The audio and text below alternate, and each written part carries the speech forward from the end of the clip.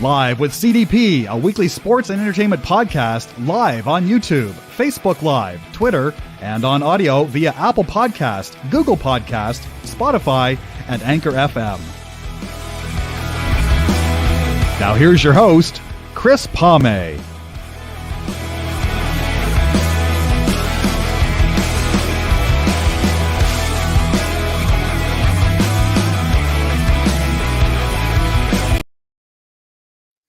Good afternoon, everybody. Welcome to Live with CDP podcast on this Saturday, June 11th, 2022.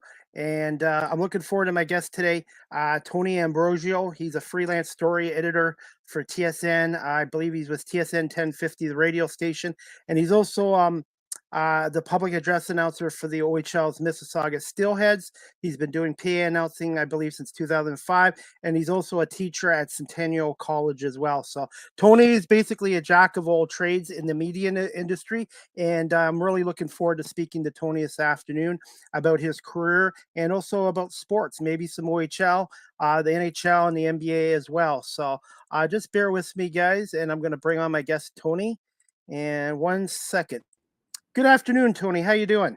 Hey, Chris. I'm well. How are you? Good, good. I hope that opening intro was okay. Yeah, it's very nice. Yeah, thank you. It's funny. I teach now at College of Sports Media, not so much at Centennial, but still do a lot of work at TSN and do the PA for the Steelheads, as you say. And yeah, so I've been very busy, very lucky, very grateful. And one of my friends who's with Quebec, Canada, and now at TSN analyst with the National Lacrosse League, Pat Gregor, said he had you as a teacher. And Pat's a great guy, by the way. Yeah, you know what? I'm really happy to see Pat have the success he's had. I remember him. I think it was he was in my first year of teaching at the College of Sports Media. And Pat was one of those young students who reminded me of me 25 years previously. Young, energetic, hardworking, keen. And I'm glad to see Pat have the success he's had. I've seen him on various media platforms, social media platforms, and he's doing a really good job. I know about his love for lacrosse, and I'm really glad he's involved with that. Yes, I met him a couple years ago on a bus trip with Elite Sports Tours. We saw the Eagles. Right, he did that, yeah. Yes, we saw the Eagles and Packers at Lambeau Field, and I had a few drinks at Lambeau, and we had a great time. And me and Pat hit it off there, and we became friends. And then he was one of my first supporters when I started doing my podcast. It was on Instagram Live. It wasn't very good, but Pat watched me. He came on. He gave me some advice, and he's been on my podcast now 4 times, and he's turned me into a National Lacrosse League fan. I'm hooked on the sport. Oh, it's funny. I never played indoor lacrosse, but my first radio job was in Owen Sound, and they've got a good, strong junior B, senior B lacrosse community. I remember going to my first lacrosse game inside in May of 1987, hot, stinky arena, and I thought, this is a great game. And then I would go to the odd rock lacrosse game in Toronto at what was then the Air Canada Center. And it seemed every time I went to a lacrosse game, there were fans around me who were going for the first time who said, man, what a great sport. So yeah, I understand why Pat and you are such big lacrosse aficionados. Yes, and I went to a Rock game in April. I loved it. The Rock won against San Diego. And then he hooked me up with his friend, John Gerkler, if that's how you pronounce his name. He's the longtime radio voice of the Buffalo Bandits. And about a month ago, he hooked me up with a media pass to come down to a Bandits Rock game in Buffalo. And I got to experience a media game day experience. And I wrote a blog, and I got to talk to John Tavares, their coach, and some players after the game. So, and then recently the Toronto Argonauts and Mike Hogan set me up with a media pass for a game against Hamilton here in Guelph. And I've been very lucky now to be getting these opportunities. You know, it's amazing, isn't it, Chris, that when you just meet out and you reach out to people, you just never know. This is a small yet close-knit broadcasting community, whether you've done it for 30 years or whether you've done it for 3 years. People want to help other people have success. You know, whatever advice I can give, I try to give to people. And I know Pat and others and Mike Hogan, guys you've mentioned, are the same way. It really is a close-knit community. We all want others to do well and enjoy the experiences we've had. Yes, I've been very lucky. And I know I'm a bit older in life, but everybody's been treating me like just they haven't been like, oh, you're too old to do this. Everyone's been very supportive, Good. and Good. I'm guess I'm kind of doing this the unconventional way. But besides my podcast, Tony, I'm also doing volunteer work with Rogers TV as a camera operator, which I love, Good for and you. I'm with the National Basketball League of Canada as a media affiliate. So I'm trying to do as much as I can, and now I've taken up blogging. So I figure that's another skill. Writing skills would help me as well. Yeah, I mean, as long as you enjoy it, Chris. To me, and Yes. I say that to all my students the very first day. Very first day of class, I always say, "Hey, I admire you for having the guts to try something. This is a great opportunity. Not to sound corny, but you only have one life. Make the most of it. Go after it. And good on you." Thank you. I've always had a passion for sports and I was always interested in broadcasting, but they didn't have this technology back in the 90s. So I Yeah. ended up taking law and security, which I don't regret, but now I do have the platforms and the technology to do this. And to be honest, I told my guest this the other day, Tony, Mike Mitchell from Pro Football. He's a pro football writer in the States. I said, I don't know if I would have been ready to do this back in my 20s because I was kind of more quiet and shy. And I think Sure. my current job has kind of helped my skills into doing the podcasting, having to deal with the public and having to write reports and deal with different types of people and stuff and ask questions and that as well. Yeah, you're right. You're right about the technology. I sometimes wish YouTube was around when I was starting out in the 1980s, 1990s, and I wish Yeah. I could have done podcasts. Now, I was lucky. I got to do radio sports talk shows, got to talk to people that I idolized growing up, the Danny Gallivans of the world, Jean Beliveau, Daryl Sittler, Ron Ellis, those kind of players, those kind of athletes. So I'm really glad you're getting to enjoy this experience. Thank you. Now, I had to, before I get into questions, Tony, I wanted to ask you one question. I know you've met Dave Keon and John Beliveau and Gordie Howe, but Tom Cheek, the late Tom Cheek, what was that like meeting the legendary voice of the Toronto Blue Jays? It was really cool, and it was funny. I was at a London, Ontario, still at Fanshawe College, taking broadcasting journalism, and there was a Blue Jays winter caravan, and there was Tom Cheek telling great stories.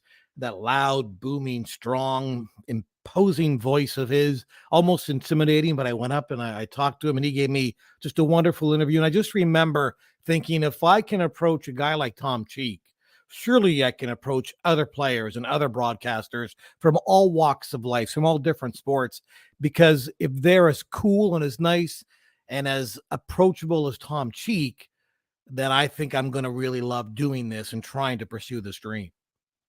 I was gonna say, about a year ago, I reached out to Jerry Howarth, and I figured Yes. I'd have no chance on social media with him. He wouldn't even reply back, and within a day or two, he replied back, and he came on my podcast and talked to me for over an hour. And he's also told me how much I've improved in the last year as well. And if I can reach out to Jerry Howarth, I can pretty well reach out to Yeah. anyone because he's one of the legends in the sport.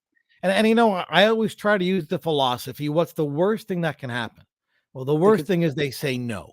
Mhm. Okay, that's fine. But the best thing is they say yes, and away you go. So good on you again for getting Jerry. He's a really a class act and a wonderful storyteller. Absolutely, I could have talked to him for 5, 6 hours.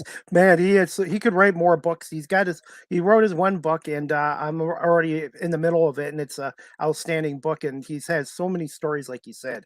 Yeah, absolutely. And another guy that's so approachable and just a very nice attitude when he was at the ballpark, very respectful of the athletes and the managers, but also respectful of you, the media. And if he ever had advice, he wasn't afraid to help you out. And I really enjoyed my few interactions with Jerry over the years when I got to cover the Blue Jays and was I was going to say Skydome at Rogers Center. Yes, and I was also lucky to get Dan Shulman to come on Yeah. last year as well. I figured I'd have no chance with him, but he was great, and he gave me a half an hour of his time. And as soon as I talked to him about the Tigers and Ernie Howell, he just opened up. And that's one thing I've learned too with my podcast. Sometimes you have a guest, and then you just bring up a certain subject, and Yeah. it just opens up to even a better conversation. Well, I grew up in London, Ontario, so I'm very aware of Ernie Hartwell, the longtime legendary Tigers play-by-play guy. My first game at Tiger Stadium, Chris, September of '87. I'm in my early 20s, and I wanted to meet Ernie Hartwell. So I stood outside the press box. I don't know how I had the guts to do it, but I did. Security guard asked me what I was doing. I explained to him my situation. 5-10 minutes later, Ernie Harwell came out between innings, talked to me for a couple of minutes, signed my ticket stub, and it was an unbelievable experience just for those 5-10 minutes of meeting one of my broadcasting idols in Ernie Harwell. Well, I have a story too.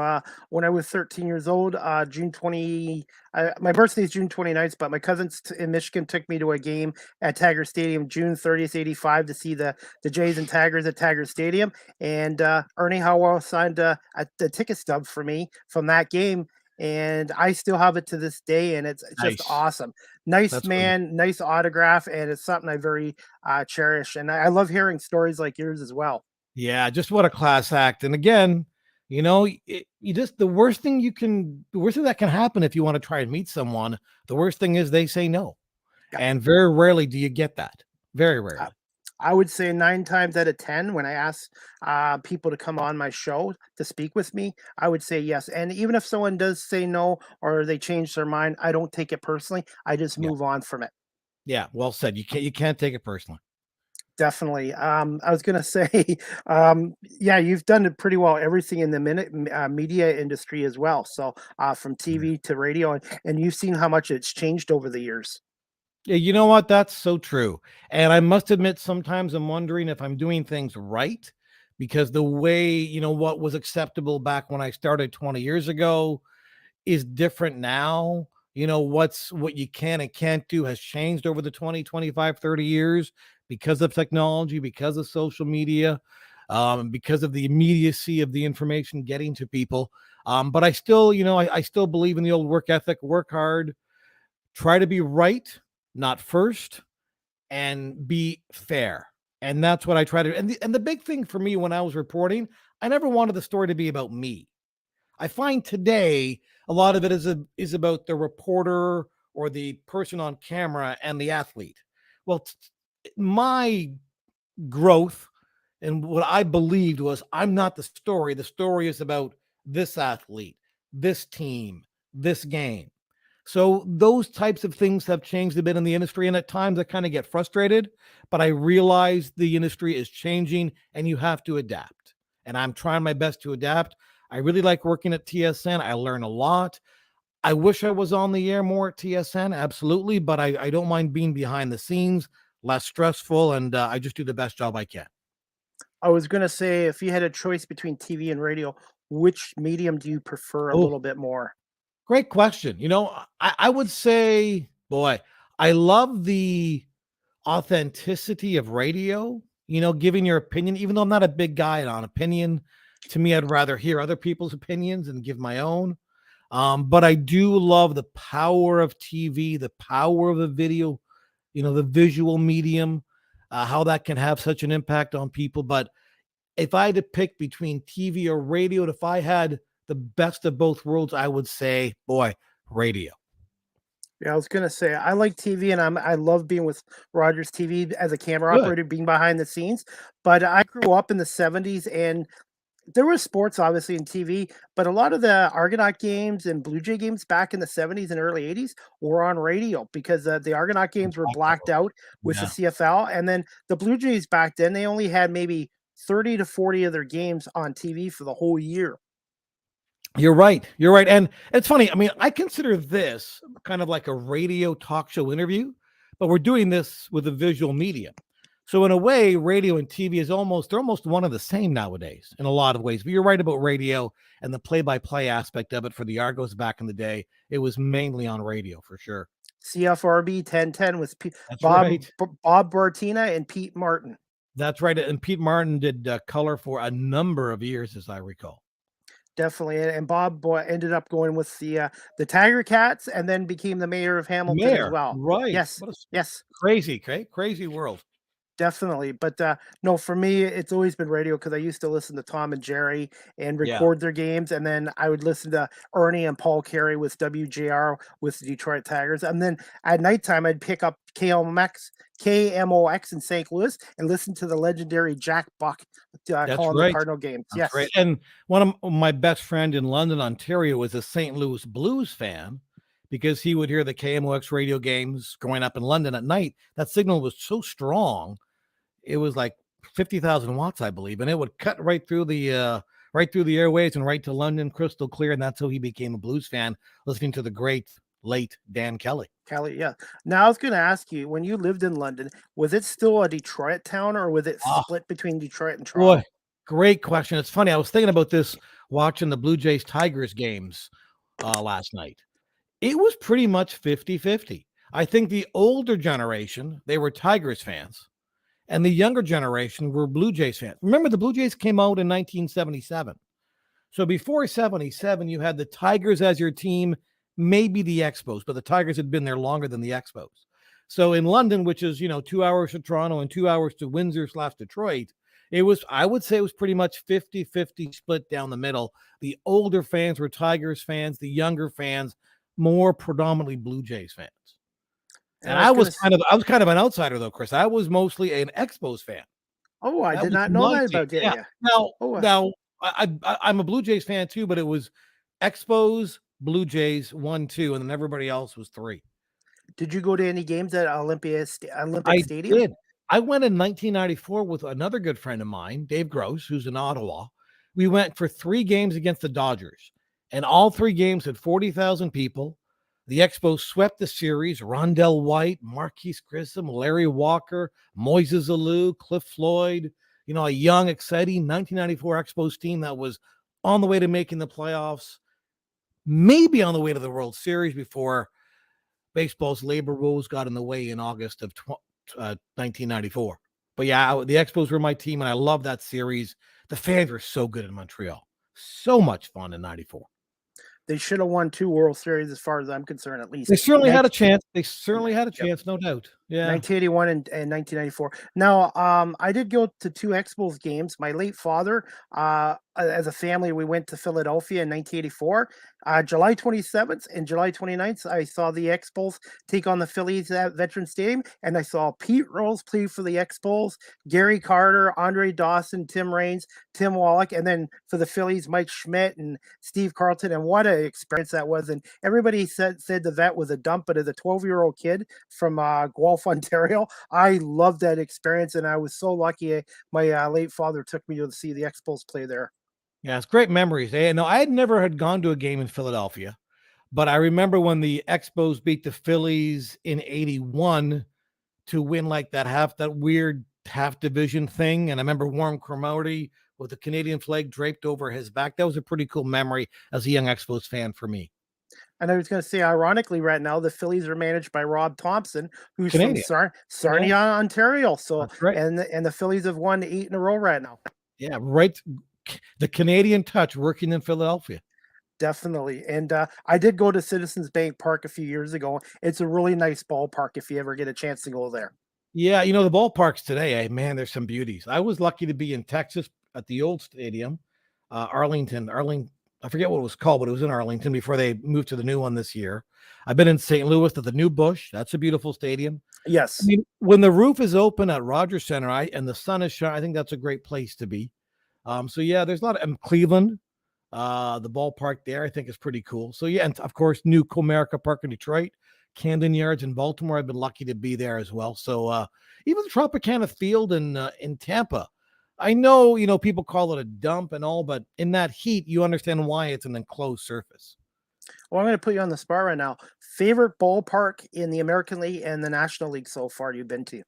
So for me, the National League, I would say Busch Stadium in St. Louis. Just the baseball fans are really passionate there, and the park is pretty cool. And you know what? In the American League, I'm going to say Camden Yards in Baltimore. Really cool. The history, the feel, the weirdness of the design in the outfield. To me, that's my favorite American League park that I've been to. And I've been to Fenway and to Yankee Stadium. Good ballparks, great ballparks. Don't get me wrong. But I always liked Camden a bit more. I've not been to Camden Yards as of yet, but I would say my favorite ballparks right now would be PNC Park in Pittsburgh and Fenway Park because of the history. So I would say, yeah, and Pittsburgh and Boston. I've been to PNC. I've been to PNC. That is a beautiful park. You're right. But there's something to me about Busch Stadium. Maybe it's because the history of baseball there. Oh, yes, and the game I went to there in 2015, I saw the Cardinals beat the Padres. It was 108 degrees. So when you Oh, go to St. Louis in the middle of July, be prepared to drink a lot of water because it no gets kidding. hot down there, but it is a great stadium. Yeah, absolutely. It does get hot. I remember going to Baltimore, Camden Yards, and it was so hot I had sweat sweeping through 2 levels of t-shirts onto my shirt. It was stinky hot for sure. Definitely. Okay, you okay for some questions? Hit me. Okay. First one, Tony, can you just tell my audience just a little bit about yourself and Sure. when did you decided you want to pursue a career in broadcasting and media? Well, I always joked that I knew I wanted to be a broadcaster when I was a day old. It's something that I just grew up with. I used to watch the hockey games with my family, my dad, my grandfather, and I do the play-by-play myself and kind of bother them. So I would say I was really young, probably 8 or 9, when I realized I really wanted to do it, and I decided to pursue it probably in my grade 11, grade 12 year in high school. I thought, you know what? I live in London, Ontario. Fanshawe College has a world renowned broadcast journalism course. I applied. I got lucky to get in. And then I went to Fanshawe. And from there, I was able to get jobs in news, first at Owen Sound, and then moved on to the Score, to Sportsnet, to TSN. So I've been very, very lucky. But I would say I decided to pursue it when I was young, probably about 16, 17 years old, and really lucky that I got to do stuff on the air. It was a lot of news, right? I got to cover City Hall and Board of Education meetings and election nights and do newscasting, but a lot of local sports too, right? Local lacrosse games, junior B hockey, OHL hockey, which I really, really enjoy. So yeah, just when I decided to do it, I went full bore. And I'm glad I did because I've really met so many incredible people and I've done so many incredible things. And that answers my next question. I've been working on my listening skills. Jerry Howarth and Eric Smith have got me into that listening skills. Obviously, you went to Fanshawe College in London. Yes. Now, one of my favorite guests I had on is a teacher with Fanshawe. Did you ever have a Jim Van Horn as one of your teachers? No, so you're not talking the TSN Jim Van Horn. You're No, talking the Jim Van Horn who teaches at Fanshawe. yeah, and he's a London Knights color Yes. analyst. Yes. No, I did not have Jim as a teacher, but I know Jim because, again, small broadcasting world. I'm from London. He grew up outside the area. He used to go to my dad, who was a barber, and my dad would cut Jim Van Horn's hair. So Cool. kind of we met through that and then through broadcasting. Talk about small world. But in fact, I talked to Jim about 6 weeks ago because he's retiring from Fanshawe College as the broadcasting dean of broadcast Yes. journalism. So I talked to Jim. My goodness, we talked about an hour, just congratulating him on his career and kind of reminiscing over the times we've had over the years and the success he's had in his career. Yeah, he's been very supportive of what I'm doing, and I'm hoping to have him come on my podcast again. And I should get in touch with him about him retiring from the Fanshawe College. But I'm hoping he'll stay on with Mike Stubbs to do the I London night games on I think 980 News in London. and I suspect he will, Chris, just based on my conversation. I think he loves doing that, and I think he'll continue to do that. Really nice guy. And Mike Stubbs is another great guy. And like you said, everyone I've met in your industry has been really supportive and great of what I'm doing. Now, Yeah. my next question I wanted to ask you, obviously you went to Fanshawe College in London. Did you have any mentors when you were first starting out? Wow, that's a great question. Boy, it's funny. I worked with a lot of great people. Fred Wallace, who does the play-by-play in Owen Sound, was someone that I really admired when I got to work with him. Now, he's about 4 or 5 years older than me, but I always thought that guy is talented, much more talented than me. So he kind of became a guy that we're still very close friends, but he was a guy that I really admired and learned a lot. But as far as mentors, I had so many people that I liked, from Danny Gallivan to Jim Houston to Dan Schulman, play-by-play guys to anchors, Rod Smith. I don't know if they were so much mentors, but they were people that I admired and people I tried to Elliot Friedman, people that I tried to say, okay, this is how it should be done because this is how they do it. And I try to keep that in the back of my mind and try to follow the positives of what they were doing in my career. Okay, because I usually ask my guests about the mentors because I really don't have one myself, but everybody that comes on my podcast from your industry, I just try to take some of their advice and apply it to what I'm doing as well. Not to try to copy their style, but Sure. to bring my own style, be myself, and Absolutely. always remain professional and keep working hard too. Yeah, and I think that pretty much sums up how I look at it too. I mean, to me, Elliot Friedman, boy, he works hard. Like not too many people work as hard as Elliot Friedman. And that guy has earned a lot of respect, a lot of trust over the years. And that's one thing I've always admired about Elliot. And I love hard work, and that's what I want to do. And Chuck Swirsky, I've had on too, and that's what the first thing he says. He goes, "I'm Chris. I might not be the most talented guy in the NBA, but no one will outwork me as a broadcaster in the National Basketball League." And to this day, I remember what he said to me about that. Yeah. And it's funny. I think what Chuck says is something that a lot of broadcasters take to heart. I will work hard because you have to. There's so much competition out there. There's so many people that want to be involved in the industry, and it is a small industry, although with podcasts and the technology, it might be bigger than it once was. But there is no doubt that you have to work very hard to crack this broadcasting nut. Absolutely. And to me, this doesn't feel like work. I really enjoy this. This to me, doing a podcast with all my guests is like me playing sports again because this is something I really have a passion for and enjoy. And I'm trying to continuously improve every podcast show. Good for you. And I think that's a great attitude to have, really. I think that's the best way to look at it. And good on you. Thank you. One thing also, I've got to learn to be patient too. Things getting into a career takes time. You're not just going to do it overnight. So the way I look at it, Tony, is I've come a long way in 2 years from starting up 2.5 years ago, and I just have to keep working away at it.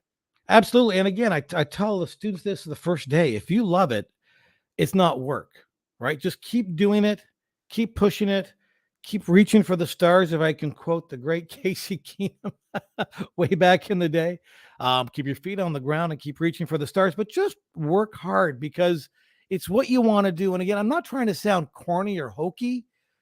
We've only got one life, right? So you might as well Absolutely. make the most of it if you can. And if this is Definitely. what you want to do, I encourage everybody to do it. And because of the technology that we have today, you can do a podcast, you can do these types of things, you can blog, you can be heavily involved in social media. So go for it. Definitely. My next question I wanted to ask you is, did you do any volunteering and internships when you were first starting out in the industry? Yeah, I did quite a bit. Interned at radio stations in London and also a TV station in London. At the time, it wasn't Rogers Cable as much as it was McLean Hunter. I So we would do remember. high school, and even Owen Sound, we would do high school play-by-play basketball and high school football, play-by-play our colors, same thing with hockey. So I did a lot of that stuff. And I was lucky because I wanted to do either play-by-play or color or reporting or on the air. And that was a volunteering position that they had places for. I remember hosting a talk show, volunteering for hosting a talk show on the Owen Sound players of the OHL and interviewing players like Andrew Burnett and Jamie Storr and Kevin Weeks. And that was kind of a volunteering thing I did as I was starting out in my career. So, yeah, I would recommend doing volunteering, doing internships if you can. Definitely do it for sure. Definitely, and I'm also, Tony, hoping this summer through my contacts with Rogers to maybe start getting into a radio station once a week, even if it's a volunteer position, just to get behind the scenes of a radio station and gain Yeah. more experience as well. Good for you. Yeah. Now, again, the industry is changing, so I don't know how many radio stations really have a lot of bodies anymore. But good for Mhm. you. But yeah, the worst thing, again, as I said before, worst thing they can say is no. No. But, like I said, I'm not gonna give up on my dream because this is something I have a passion for, and, one of my I guess he's sort of one of my mentors or idols is Vince Papale. He became a Philadelphia Eagle in 1976 as a 30-year-old bartender, and, his story has kind of inspired me, and, I just love hearing stories from my guests because it just keeps me motivated because everyone that comes on here has a different story and how they got into their career. Absolutely. And that was they turned that into a movie. They Yeah, turned Vince Invincible. in a In movie. Yeah, that's right. Invincible, I yeah, remember that. Yeah. Pretty cool story. definitely. And you're right. It's a, and to me, so many of the stories that involve my career involve people I've met along the way who have helped me out, who have encouraged me, who have been part of a story that I was working on, so really lucky that way for sure. Okay. Now, you already answered my next question about your first job in radio TV.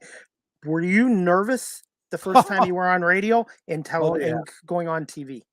Oh, very much so. Very much so. I mean, you realize this is everything you've worked for, so you do get nervous, but I think nerves are good because it means you care. If you weren't nervous, you'd wonder how much you really care. So I do remember that. I do remember one of my first reporting gigs in Owen Sound and radio. I had to cover a house fire, and this poor little family lost their house. And I interviewed the father of the family. Great interview, very powerful. I checked my tape recorder and I wasn't recording. I messed up. So I had to dig up the nerve to say, can I interview you again? And I did. And he was very gracious with his time. But that was an important lesson. A, don't be afraid to ask people some tough questions. Again, the worst they can say is no. And B, make sure you're prepared. Make sure your equipment is working. Make sure your equipment is on. Make sure everything is honky-dory. And I learned a valuable lesson early on in my career in Owen Sound at CFOS Radio. I have a quick story too, and that's great advice. I did an interview with one of the writers for the Buffalo Bandits after the game I attended recently, and his name was Griffin. But for some reason, when I started the interview live, I called him Blake because one of my favorite basketball players is Blake Griffin. So, but after the interview, I said, "Hey, do you want to scrap this 3-minute interview that I put on my YouTube channel?" Because I got your name wrong. And he goes, no, he was so cool about it. And I apologized and he was so cool about it and stuff like that too. So mistakes do happen, but it's how you respond to them and how you learn from them. Yeah, well said. Absolutely. And that's great advice for anybody out there watching. Definitely. So my next question I wanted to ask you is, how did you end up at Sportsnet and what was that experience like, Tony? So I was at the Score. I was a reporter at the Score, but the Score made some cutbacks. They were making the staff a bit smaller and tighter and younger. So I was let go from Sportsnet. But fortunately for me, one of the key people in the newsroom, Glenn McDonald, worked with me at the Score. So Glenn brought me on board as a freelancer. So I was a freelance reporter. Got to cover a lot of Leafs, some Raptors, and a lot of Blue Jays. Got to do a lot of traveling. I was there for a few years as a freelancer, and I really liked it. The people at Sportsnet were great. Those, my colleagues, whether they were the camera guys, producers, editors, assignment desk people, all were just top notch. Just really enjoyed my time at Sportsnet. But again, I was a freelancer. Management made some changes at Sportsnet. They wanted to do different things. They wanted to use different people. So they stopped using me. And I understand that. That comes with the territory.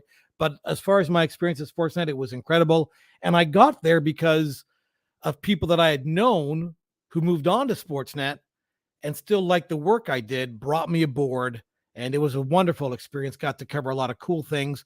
Unfortunately, the Maple Leafs weren't that great. The Blue Jays were kind of struggling, and the Raptors weren't quite where they are now. So I got to cover some teams that were okay, but nothing like the Toronto sports teams we see today. But it was still a great experience regardless. Oh, wonderful. Yeah. And you know what it is, Chris? It's the people. Like, yeah, the work is great, but it's the people you work with that you remember. And I can go about any, wherever I've worked, radio and Owen Sound, at the Score Television Network, right now at TSN, at College of Sports Media, at Centennial. It's the people you meet that make your work experience extra special. And even volunteering with Rogers TV right now, I really enjoy the crew I work with. I enjoy my producer, Neil White, and everybody's been so great with me. And it doesn't feel like work. It just makes it a fun experience and a learning experience. Exactly. And that's what it's supposed to be. I mean, this isn't like what you and I are doing. We're not on the operating table and we're not surgeons. We're not trying to perform heart surgery here. We're just talking sports. We're just talking about whatever. And if we make a mistake, it's not a big deal. You laugh it off and you move on. Whereas the person that's doing the surgery, well, if they make a mistake, it could be death. It could be a very big mistake. So I always try to keep that in the back of my mind. I know I would get mad at myself if I didn't do a great job, but I'd always have to tell myself, okay, relax. Nobody got seriously harmed. There's still another day we can do better tomorrow, right? So that's kind of was always my attitude with that. And that's why I like doing live because hey, sometimes things happen Mhm. with guests. Something happening with the guests where their internet Wi-Fi goes down, or they have some kind of meeting they have to leave. So Eric Smith gave me some advice. He goes, always be able to ad lib and think on your feet too, in case things don't always go smoothly, even with a podcast and TV, radio, etc. Yeah, and one of my advice to all my students is be prepared. Be prepared and be adaptable because things are always changing. So you have to be prepared and be willing to adapt to changing circumstances, whether it's on the fly or something that's happened later in the day or whatever. Just be willing to adapt to things that can change. And that's what I'm trying to apply to all my podcasts and stuff like that. Because even doing Rogers TV, some things don't always go smoothly in a broadcast, and you just have to go with what the Yeah. producer wants you to do and get through it. But that's what I love about it. Yeah, you're right. And I think that's why I know for me when I was younger, I could never do a 9 to 5 or an 8 to 4 job because it was too regimental. With broadcasting and reporting every day is something different. You just never know what's going to happen. So I always like the uniqueness and the excitement of something new every day.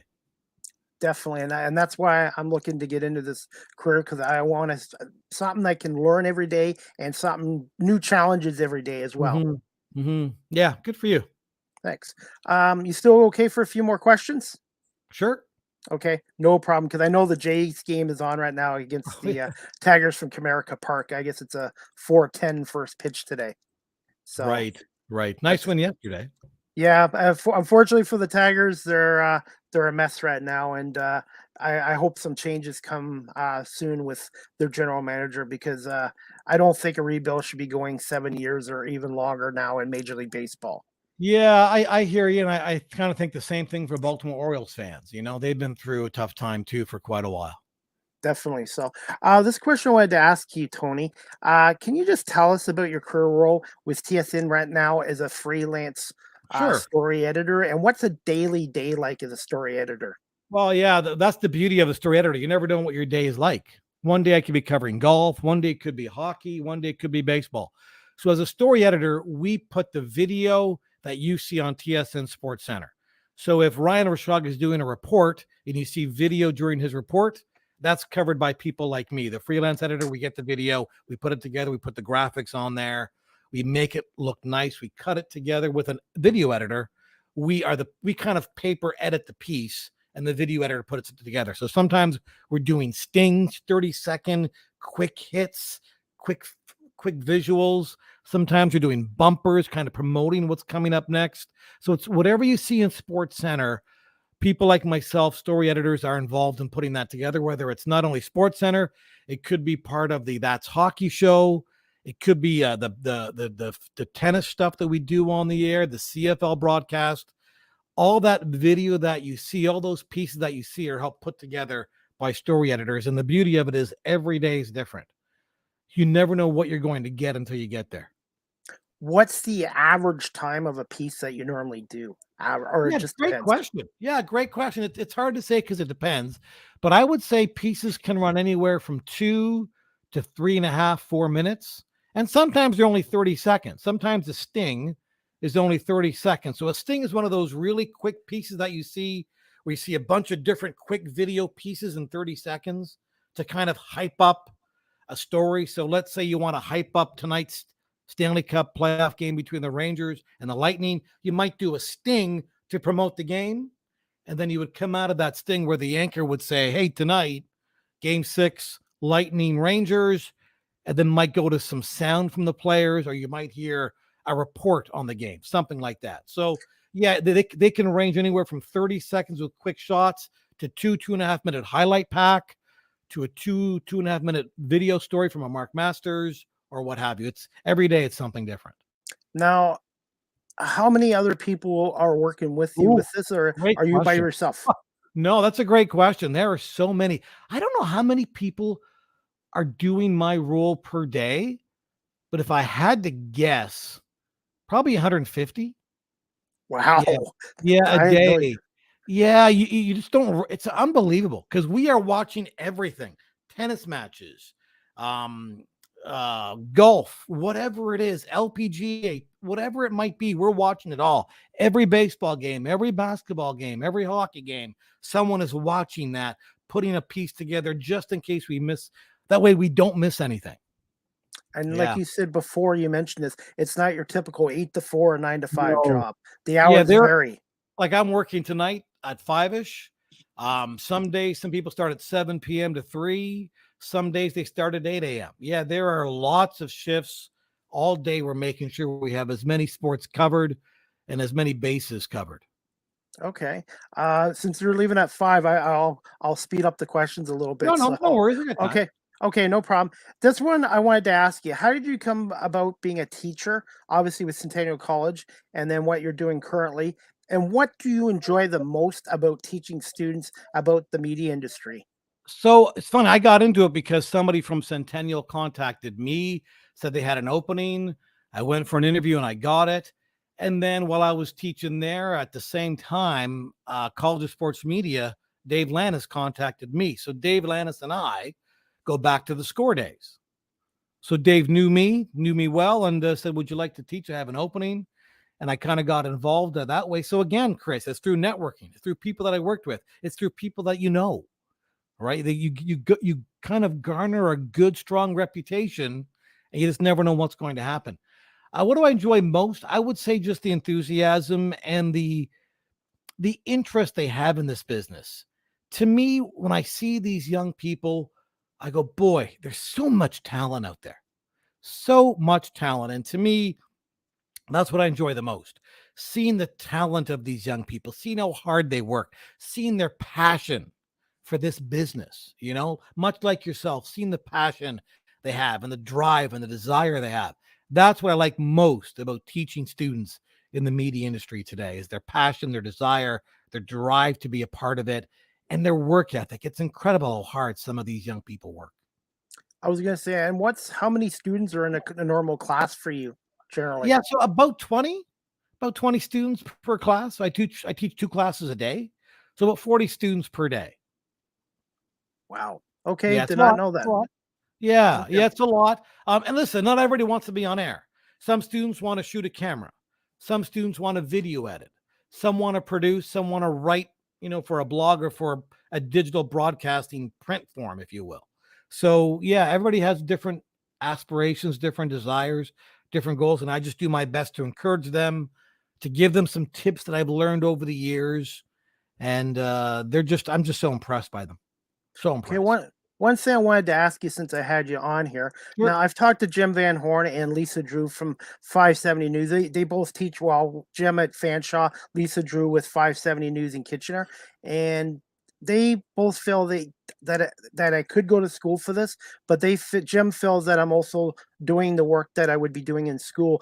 I was going to ask you, do you think I should take some more schooling and do some more stuff to improve myself? Yeah, I think my only concern with that would be financial, right? Yes. It's not cheap to go to school.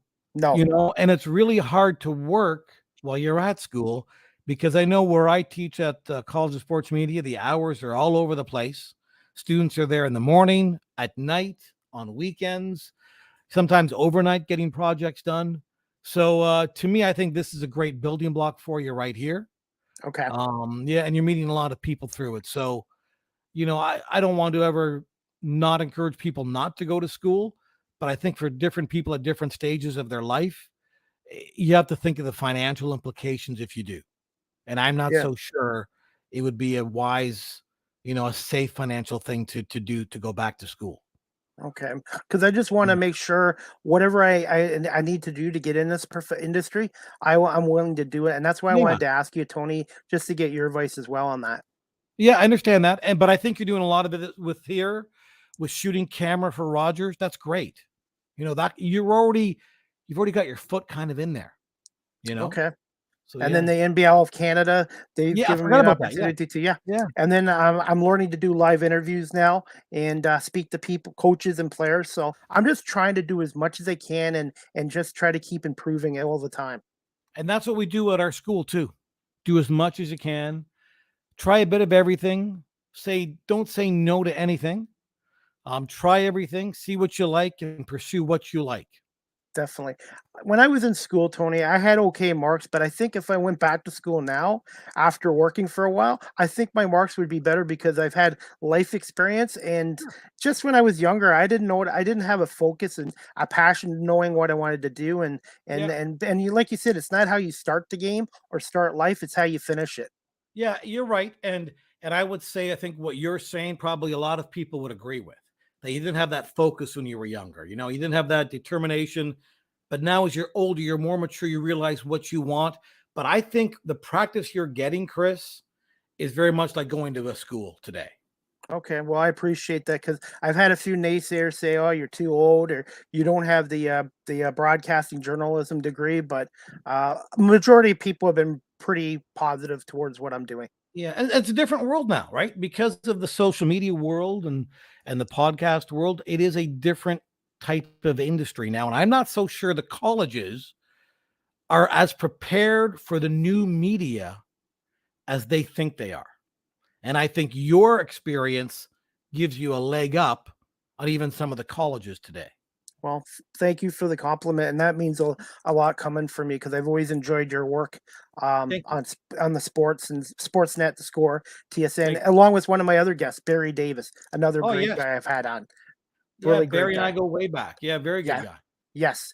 Now, this one I wanted to ask you because I've had a few PA announcers come on. I have had Tom Cahoon from the St. Louis Blues come on, and Mike Ross from the Maple Leafs, and Adam Goss from the Argonauts.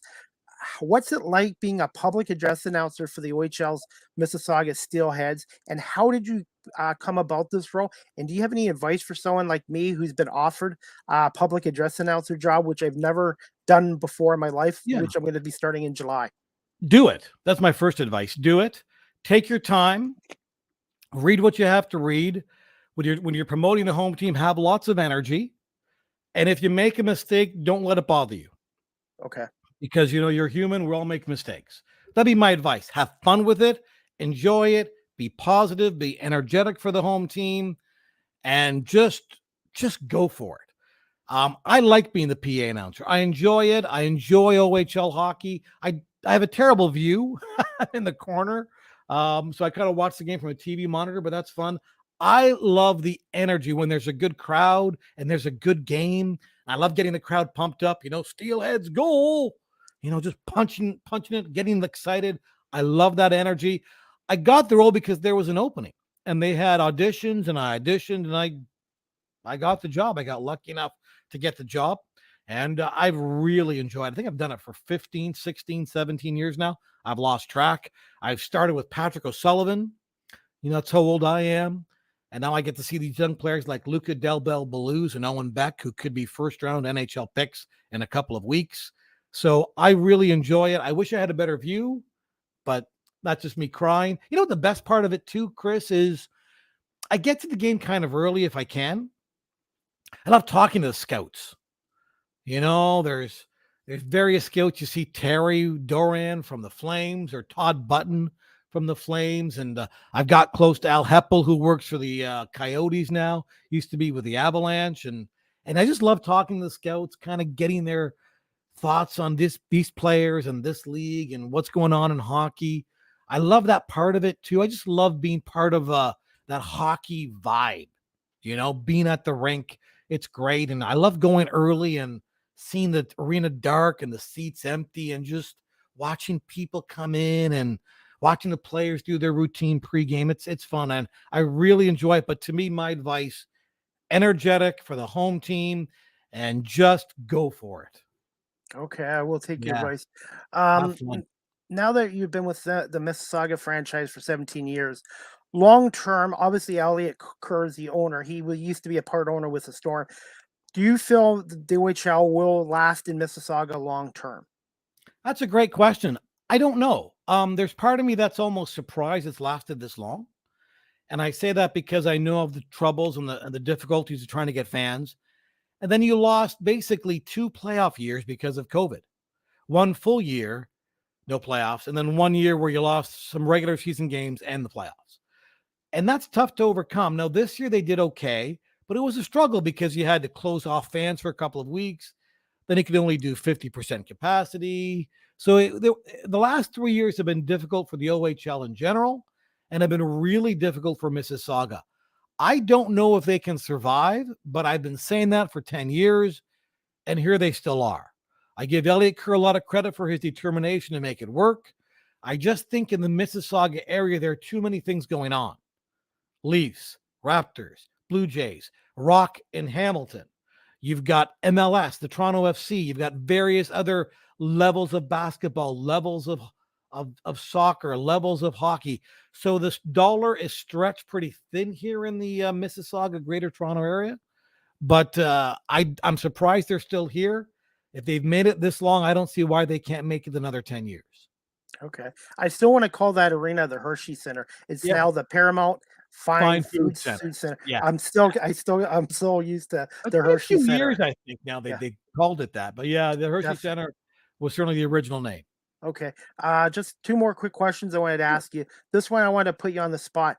The OHL final, who do you have, Windsor or Hamilton, coming out of the OHL? So before I had Hamilton winning. The series is 2-2. Hamilton's got home ice. So I can't deviate from that prediction, Chris. I think it's going to be Hamilton, but I give Windsor a lot of credit. They've really given Hamilton a hard time. I think Hamilton came in on an enormous, and I forget the number, and I apologize. 12 game winning streak. 12 game winning streak. I don't think they had lost a game in the playoffs. That much I do know. And then if you go back further in the regular season, they hadn't lost 6 or 7 games before the playoffs even. So they are really a powerhouse team. Jack Guy in defense, Hayes, obviously McTavish up front. They've got a lot of veteran players, a lot of really good players, well coached with Jay McKee. So I think the Bulldogs will win, but boy, oh boy, I got to give Windsor credit. Mark Savard has got that team playing hard. And you watch the game 4. If Windsor wins that, they were just a couple minutes away from winning it. If Windsor wins it, they're up 3-1. That's a tough hurdle for Hamilton to overcome. But I think now that Hamilton's got it back to 2-2 with home ice, I think the Bulldogs will be tough to beat. Okay. I got Spitfires in 7, but nice. you might be right. In Hamilton, wow. Woo, would that be something? Yeah. Oh, yeah, definitely. So I'm looking forward to the game tomorrow. So anyways, I know I just want to wrap this up. This one I wanted to ask you. What has been your, I'm not going to say favorite, but what has been your most memorable story and interview you've covered in your career so far, and favorite athlete or athletes you've enjoyed interviewing? But those are great questions. I must admit, probably my most memorable story was my Dan Marino interview. So I'm growing up in London. This might be a long story, so I apologize. So I grew up in London, Ontario. A huge Pittsburgh Steelers fan. In the 1980s, they weren't very good.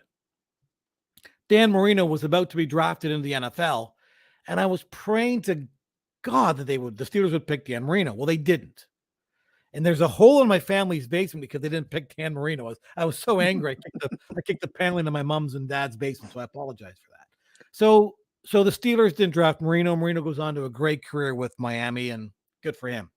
So all these years later, I'm working for The Score, and Dan Marino's in Niagara Falls. So I got to interview Dan Marino, and I'm excited. I drive to Niagara Falls to interview Dan Marino. Problem was, Dan was involved in a charity golf tournament. He was still playing. Then he had to do a charity poker tournament. So apparently he did interviews before he played golf, but I was told he would do them after.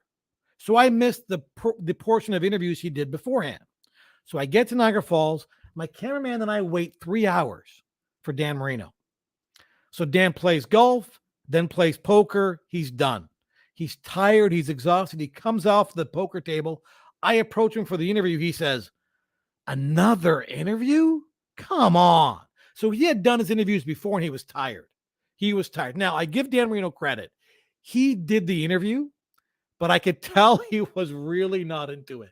So I laughed going home because all I could think of was, this was my idol. This was probably my favorite athlete of all time who almost dissed me for an interview. Now, that was fine. We did the interview. And then a few years later, he came back and did another interview, and he was in a much better frame of mind. So I really enjoyed the interview. As far as the favorite athlete I've interviewed, I got to tell you, Jean Beliveau was remarkable. I interviewed Jean Beliveau on a radio station as a youngster for 50 minutes. Like, what a gracious interview. Wayne Gretzky, too, I got to interview at a golf tournament, and I was the only one there. I don't know how this happened, but I was the only one there to interview Wayne Gretzky. It was unbelievable. And he approached me. He saw my microphone. Wow. That's what I said, too. He came to me. And I was shaking, and he was remarkable. Those are the interviews that I remember. Marino, Beliveau, and Gretzky were probably the top three, but really lucky. Everybody I've interviewed has had a great story, has been gracious with their time. I remember going up to Thunder Bay to interview the Stahl family. So I interviewed their sons, Mark, Jordan, and Eric at various NHL locations. And went up to Thunder Bay to interview Frank and Linda Stahl. And they couldn't have been more gracious. Oh, they were so good. And Frank gave us a tour of Thunder Bay, and obviously proud of his hometown, proud of his kids as he should be. That was such a fun day in Thunder Bay with Frank and Linda Stahl, too. I remember that. Okay, definitely. And like I said, even with my podcast, I love hearing my guest stories because everybody has a different story to tell, including myself. I have stories myself, and it's just great to share stories with my guests and them with my audience as well. And the beauty of it, too, Chris, is sometimes after, like when I hang up, I'm going to say, oh, I should have told Chris this story. Oh, wow. How about, all these stories come flashing back at you, usually after the interview. But I think that's the beauty of this business, because it's the people. Again, the great people you meet lead to so many great stories. Definitely. And that sometimes happens with me after my podcast. Why didn't I ask this person this and that? But sometimes, you know what? But I'm generally lucky. I get guests that come on a second time in the future. So I've been pretty fortunate. Yeah. I haven't had one guest say, hey, this has been a bad experience. I'm never coming back on again. So very lucky. This one, quick question. I'm going to put you on this really quick. Thoughts on the NHL playoffs quickly and the NBA Finals, Celtics Warriors, who takes it, and just a quick thought on the 2022 Toronto Blue Jays team so far. Sure. Well, we'll do the Blue Jays first. I think for a team that hasn't hit its offensive stride, they're doing really well. It's remarkable how they've had great pitching performances from the likes of Gausman and Manoah, at times Barrios, yet they still have some issues on the mound, and they're starting to get their hitting legs now with Kirk and Bichette and Springer, yet Vladimir Guerrero and Teoscar Hernandez have slowed down. So I think the Blue Jays are in really good shape, despite those struggles from Vladdy and Teoscar and on the pitching mound. So I really like what I've seen from the Blue Jays. I'm going to be really intrigued, Chris, to see what moves they make ahead of the trade deadline. Do they bolster their bullpen? Do they bolster their starting pitching? Will they go out to find a big left-handed bat? And I'm looking forward to seeing Moreno play. How can he alter that offensive lineup? So I've been really considering everything that's happened to the Blue Jays. I think they've done better than you could have expected, considering the lack of production they're getting from Vladdy and Teoscar. As far as the NBA Finals, Steph Curry cemented himself as one of the top 10 players in NBA history last night. Absolutely cemented himself. And I think because of that performance, I think the Warriors are going to find another gear, and they're going to win the title on home court, probably in 7 games. This has a 7-game feel to it. I like Boston. They are tough defensively, really tough, but it's hard not to root for Steph Curry. As far as the NHL playoffs, I think they have been outstanding. So many competitive games, especially in the first round. I love seeing the success of the Oilers. I loved watching the Battle of Alberta. I liked how the Maple Leafs gave a really good Tampa team a hard time and was this close to advancing out of the first round for the first time since 2004. I love how the Avalanche have really taken their game to another level. And I think an Avalanche Lightning Stanley Cup final could be outstanding, especially if Tampa gets Braden Point back. But I've really enjoyed watching the NHL playoffs this year. It's been a lot of fun. I know some people, and I've probably was part of it, didn't like the officiating I saw at times, but I think they're trying to, mimic, if you will, what's called in the regular season, call it in the playoffs, which is fine. Some of these ticky-tack penalties drive me crazy, but they drive me crazy in the regular season too. But I've really enjoyed watching the NHL playoffs. Just outstanding playing. And you realize, Chris, it is a marathon. Like, you look at the injuries the Avalanche have endured, yet here they are, 4 wins away from the Stanley Cup. It is not an easy thing to win, and whoever wins it will definitely have deserved it and have earned I it. was going to say, what a difference a year or 2 years makes from when 2020, when this pandemic shut everything down. What a Yeah. difference. Yeah, you're right. And it's amazing when you have fans in there, right? When you have fans in a full building and the energy fans bring, it just elevates the game of every single player on the ice to new levels. Definitely.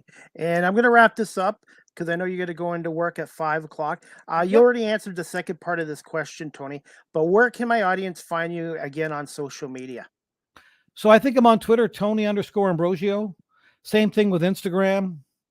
Those are probably the best forms that I use. I don't use TikTok or Snapchat, but those are my two big things. And I've got a website, TonyAmbrogio.com. So if you ever want to reach out via an email, you can do it through that for sure. But yeah, I'm not a real big social media guy. I like listening and watching other people as much as I feel like I should be presenting myself to other people. Know what I mean? That's just me. And as far as the advice, again, go for it. Just go for it. If you want to do a career in journalism, give it a shot. Don't leave yourself with any regrets whatsoever. That would be my biggest advice. And take advantage of any opportunities that are given to you as well. Yeah, absolutely. 100% agree with that. Yeah. And try not to say no. If you have a chance to shoot camera for a local Rogers event, even though it's volunteering, do it. If you have a chance to do play-by-play, you want to pursue it, do it. Just give everything a shot because you never know what you might like and what your passion might lie at. And that's one thing I've learned too is nothing's given to you. You have to go out and reach for it and make contacts Absolutely. and Yep. that's all. And hey, I was gonna say, Tony, I really enjoyed talking to you, speaking with you this afternoon, Thank and you. sharing stories with you, and getting more great advice from you. And I'd love to have you back on again as a guest in the future as well. Anytime, Chris. I really enjoyed it. Really love talking to you. You're doing a great job. Love your energy. Love your thoroughness. Love your preparation. Love your questions. Yeah. Anytime you want to have me on, just let me know. Okay, no problem. I really appreciate that. And I was Thanks, going to Chris. say, I hope you have a great night at work. And I'll be watching Thank you. TSN later tonight because Nice. the Bandits Colorado game is on at 8 o'clock tonight with That's right. Pat Gregor, John Abbott, I think's doing the game, I think and so. I Ashley know Dockett. John was doing the OHL games too. So yeah. Yeah, I was going to say being in Windsor last night and then Denver tonight is crazy. So, Now he might be doing this lacrosse game from Toronto, like off of okay. television. No, I don't know. But that's a Okay. possibility. But yeah, if you had to go to Denver, that's a tough trek for sure. Okay, no problem. But anyways, Tony, I'm going to let you go. But thank you so much for coming on season 3, episode 50 of Live with CDP podcast. And we'll definitely keep in touch with you on social media. Thank you so much, Chris. I enjoyed it. All the best. You too. Have a great day. Thanks. You too. Anyways, guys, I hope you enjoyed my podcast with Tony Ambrogio, freelance story editor with TSN. He's on TSN 1050 the radio station, and he's also a public address announcer for the OHL's Mississauga Steelheads, and he's also a teacher at Centennial College and teaches sports media as well. So you can check him out on Twitter as well, guys. Just bear with me, and I will find my graphics right here. You can follow Tony on Twitter at Tony_Ambrogio. And you can also check out his website as well. Great website, great information there as well. And Tony is also on TSN website, tsn.ca. And he's also on TSN 1050 AM. And like I said, you guys, if you want to email Tony, you can also email him at TonyAmbrogio2000@gmail as well. And guys, I just wanted to let you know my next live with CDP podcast is going to be this Monday, June 13th at 7 o'clock Eastern. My guest is going to be Griffin Della Pena. He's a member of the media content department for the Buffalo Sabres and Buffalo Bandits. He basically writes for the Sabres website and the Buffalo Bandits website, and he's also an aspiring broadcaster coming out of the Buffalo area from Canisius College. Really good guy, Griffin, knows the Sabres, knows his Bandits, and is very passionate about sports. So I'm looking forward to speaking to Griffin this Monday at 7 o'clock about the Buffalo Bandits, if they can win their first NLL title since 2008 tonight, or if there will be a game 3. So if you guys can tune in to season 3, episode 51 of Live with CDP podcast this Monday night, June 13th at 7 o'clock with Griffin Della Pena. So anyways, also, guys, check out Are You Serious Tap and Grill on 130 Silver Creek Parkway in North St. Guelph. Phone number is 519-766-0230. It's the official pub of Bill's Mafia in Guelph. Great wings, great antiheatals, lots of selections of beer, and good service there. So check out Are You Serious Tap and Grill in Guelph at 130 Silver Creek Parkway North St. Guelph. And you can also check out their website, areyouserious.biz, biz / and you can check out their menu and stuff like that as well. Before I go, guys, like I said, just one moment. Live with CDP podcast, the audio version is downloaded to Google Podcasts, Anchor FM, Apple Podcasts, Breaker, Pocket Casts, Radio Public, Spotify, Castbox, and LinkedIn. And also, I want to say thank you to everybody watching this live on my YouTube channel today. I'm up to 106 subscribers. If you haven't subscribed yet, please hit the subscribe notification. And thank you to everyone watching this on Facebook Live and also on my Twitter page live at Chris D. Pame. If you haven't followed me, I'm up to 875 followers as well. So I'm still working on building my media presence as well. Just to let you guys know, tomorrow I'm going to be at OHL Finals Game 5, Windsor at Hamilton at the First Ontario Centre. Thanks to the OHL and Josh Sweetland, their manager of media relations. They set me up with a media pass to cover the game tomorrow at the First Ontario Centre. And I will be doing live video feeds from the arena. Hopefully after the game, we'll be able to talk to some coaches and players. And I'm going to be writing a blog about the Spitfires Bulldogs critical game number 5. And also, I'm going to be posting some stuff on my social media pages. So check for me on social media tomorrow for my live interviews with coaches and players and my blog later on. And I'm looking forward to it. I'm going to have to go up to the 4th floor press box there, and it's over a catwalk. So I'm going to have to not look down where I'm walking. But I'm looking forward to this. So I want to say thank you to Josh Sweetland again, who's the manager of media relations with the OHL, for setting me up with the media pass. And thank you to the Ontario Hockey League as well. And I'm looking forward to being at this great game and hopefully doing a really good job covering the game as a freelance media member as well. Also, guys, you can follow me on TikTok at Live with CDP. That's at Live with CDP on TikTok. And you guys can follow me on LinkedIn, Chris Pame, and Instagram, Chris Pame as well. Guys, I'm getting new Live with CDP merchandise this summer.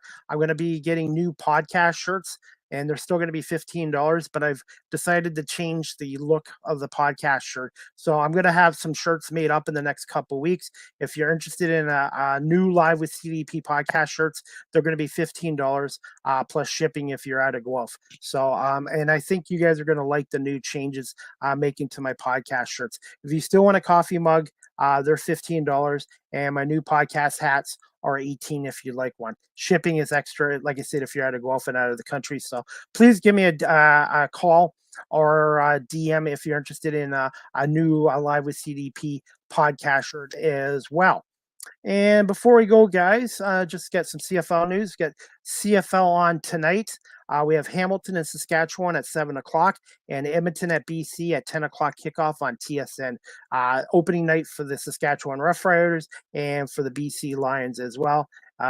Again, it's the Edmonton Elks. If I said the Eskimos, the Edmonton Elks. I got to get used to their name change. So should be 2 good games last night. Winnipeg last night won 19-17 in a thrilling game that came down to a 25-yard field goal kick at the end. And speaking of that, the Toronto Argonauts open up their regular season and home opener this Thursday, June 16th, 7:30 at BMO Field in Toronto against the Montreal Alouettes. The game will be on TSN and also on TSN 1050 with the voice of the Toronto Argonauts, Mike Hogan, as well. And I'm hoping to be down BMO Field this summer for at least 2 Argo games as a media member as well. And also, guys, you got the 2022 NL Finals Game 2 on tonight. Buffalo, Colorado. It's on 8 p.m. That's 8 p.m. Eastern on TSN, ESPN Plus, and also on WGR 550 with John Gukler. And we'll see if the Bandits can win their 5th ever National Lacrosse League championship tonight, or if Colorado will extend the series to a 3rd game, which would be next Saturday, June 18th at 7 o'clock from the KeyBank Center in Buffalo, if necessary. So we'll see what happens there as well. And also, guys, the NHL Stanley Cup playoffs tonight, East Final Game 6. Rangers at Tampa Bay. Lightning are up 3-2. Tampa wins tonight. They advance to the Stanley Cup Finals against Colorado. If the Rangers win tonight, there'll be a Game 7 Monday night, I think, at Madison Square Gardens as well. And also, guys, just to let you know, the Gulf Storm yesterday announced that they've made some changes to their hockey staff in preparation for the 2022-2023 season. George Burnett will now just be the general manager, and former Storm head coach and their part owner, Scott Walker, will now assume their head coaching position. Chad Wiseman will still be there, and they brought in Todd Miller from the Barrie Colts. And like I said, George Burnett will remain with the franchise as their general manager. So, yeah, I guess, like I said, the Storm ownership, who bought the team this year, have decided they want one person to do in the GM role and one doing the coaching role. So Scott Walker is back with the Storm. 140 wins as Storm head coach. He's their 2nd winningest head coach after George Burnett, who I believe has over 180 wins. So I think it's a good move. I think George is still going to be an asset as general manager, and Scott Walker obviously led the Storm to one of their best years in 2014 season, and very close to a Memorial Cup championship. Unfortunately, they lost that final game to Edmonton Oiler Kings 6-3 at the Budweiser Gardens. So that's about it. Anyways, guys, that's about it for my podcast. But again, I want to say thank you to my guest, Tony Ambrogio, for coming on today and talking about his great career in media, in TV and radio, and behind the scenes and on the camera and on the mic.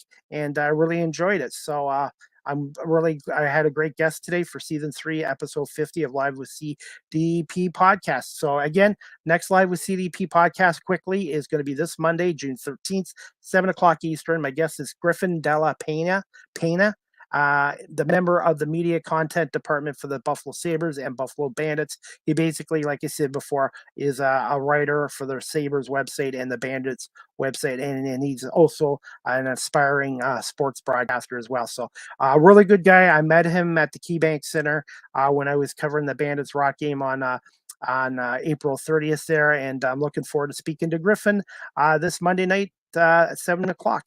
So I hope everybody has a great night, great rest of the weekend, and we'll look forward to seeing you guys for season 3, episode 51 of Live with CDP podcast this Monday, June 13th at 7 o'clock again. So I hope everybody has a great weekend again, and we'll see you Monday night at 7 o'clock for Live with CDP podcast.